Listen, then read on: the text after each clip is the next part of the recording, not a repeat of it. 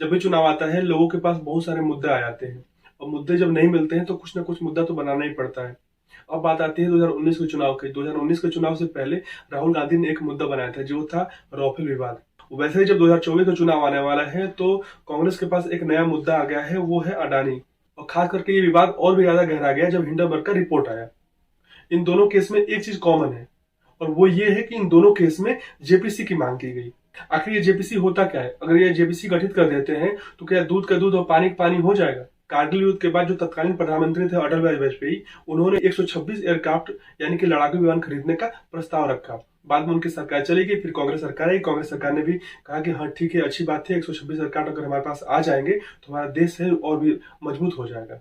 तो उन्होंने क्या करा, अमेरिका, रूस और कई ऐसे 6 देश थे जहां पे वो जाके जो निरीक्षण किए कि एयरक्राफ्ट कौन सा अच्छा होगा, हमारा जो क्लाइमेट है उसके हिसाब से कौन सा एयरक्राफ्ट अच्छा होगा, जो मेंटेनेंस खर्चा है इतना तो नहीं है ना कि जितना हम एयरक्राफ्ट खरीद के लाए उससे अधिक मेंटेनेंस खर्चा लग जा रहा है। तो इसको भी ध्यान देने के लिए क्या करें, कई देशों में जाके वो निरीक्षण किए।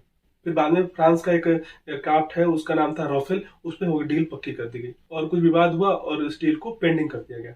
फिर बीजेपी गवर्नमेंट आई और बीजेपी गवर्नमेंट ने डील को फिर से पक्का कर दिया। और जब इसके बारे में बताया गया तो हमें ये बताया गया कि जो डील कांग्रेस कर रही थी उससे 12,500 करोड़ का बचत करके इस डील को किया गया है। फिर कांग्रेस से ये प्रतिक्रिया आई कि जिस लड़ाकू विमान को हम 428 करोड़ में एक खरीद रहे थे, उसी लड़ाकू विमान को मोदी सरकार 1555 करोड़ में खरीद रही है। इस डील में बहुत सारा घोटाला हुआ है, इसलिए जेपीसी गठित करनी चाहिए। तो आइए जानते हैं कि आखिर जेपीसी है क्या। क्या जेपीसी गठित करने से दूध का दूध और पानी का पानी हो जाएगा? क्या पूरी सच्चाई सामने आ जाएगी? कि जेपीसी होती है ज्वाइंट पार्लियामेंट्री कमेटी, अगर इसको हिंदी में बोले तो संयुक्त संसदीय समिति। जब कोई बड़े मसले पर बवाल होता है और जो सरकार होती है और विपक्ष होती है आमने सामने कमर कस के खड़े हो जाते हैं और बोलते हैं कि नहीं तुम गलत हो, दूसरा बोलती है नहीं तुम गलत हो, और लास्ट तक उनकी जो एक रिजल्ट होता है उस पर पहुंच नहीं पाते हैं, तो क्या करते हैं, जेपीसी गठित करने की मांग की जाती है। जेपीसी में सभी राजनीतिक दलों के जो सांसद होते हैं उनको शामिल किया जाता है। अब आपके दिमाग में आ रहा होगा कि क्या कोई भी सांसद आए और कहे कि हाँ मैं जेपीसी के जो सदस्य हैं उसमें शामिल होना चाहता हूं तो हो जाएगा? ऐसा नहीं है। जो पार्टी होती है, जो राजनीतिक पार्टी होती है, वो क्या करती है, अपने जो सांसद होते हैं उनका नाम को आगे फॉरवर्ड करती है, बाद में लोकसभा उसको आगे अप्रूव करती है। ऑपोजिशन की तरफ से बड़े आर्थिक घोटालों में जेपीसी की मांग की जाती है।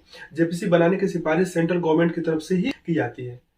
सिफारिश के बाद लोकसभा में एक प्रस्ताव पारित किया जाता है, उसके बाद जब ये पास हो जाता है लोकसभा में, फिर राज्यसभा में दिया जाता है। जब राज्यसभा से पास हो जाता है, इसके बाद लोकसभा और राज्यसभा के जो सदस्य होते हैं वो मिला के जेपीसी की गठन करते हैं। इस समिति में राज्यसभा और लोकसभा दोनों के सदस्य होते हैं। जितने सदस्य राज्यसभा से होंगे उसके दोगुना जो सदस्य होते हैं वो लोकसभा से होते हैं।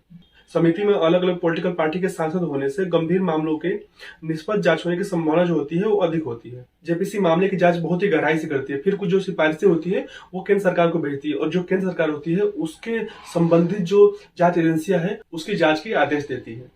जेपीसी के पास बहुत सी स्पेशल राइट होती है। वो किसी पक्ष को, किसी आदमी को, किसी ऑर्गेनाइजेशन को बुला सकती है अपने पास। वो किसी भी एविडेंस को मांग सकती है, वो मौखिक पूछ सकती है, वो लिखित में ले सकती है, या वो किसी भी एविडेंस की मांग कर सकती है जो केस को सॉल्व करने में मदद करे। और अगर जिस आदमी को बुला रही है या किसी पक्ष को या फिर किसी ऑर्गेनाइजेशन को बुला रही है और वो नहीं आते हैं तो इससे क्या होगा कि जो संसद है उसकी अवमानना कर रहे हैं और जो जेपीसी है वो एज पर रूल वो कोई भी एक्शन ले सकती है। यह एक निश्चित समय के लिए बनाई जाती है और जो विशेष मुद्दे होते हैं उनको सॉल्व करने के लिए बनाई जाती है। अपोजिशन कह रहा है कि जेपीसी बना दो तो अदानी के हर काले सफेद का पता चल जाएगा। विपक्ष को यह लगता है कि अगर जेपीसी बना देने से अब दूध का दूध और पानी का पानी हो जाएगा। खैर, सरकार जेपीसी गठित करने के लिए मानती है या नहीं मानती है तो समय बताएगा, लेकिन सवाल यह भी उठता है कि क्या जेपीसी बनाने से हर सच सामने आ जाएगा, या फिर विपक्ष मीडिया बने रहने के लिए या मोदी सरकार को घेरने के लिए ये मुद्दा उठा रही है। अगर आपके दिमाग में और भी कोई सवाल है तो कमेंट बॉक्स में कर सकते हैं। अभी के लिए इतना ही। नमस्कार।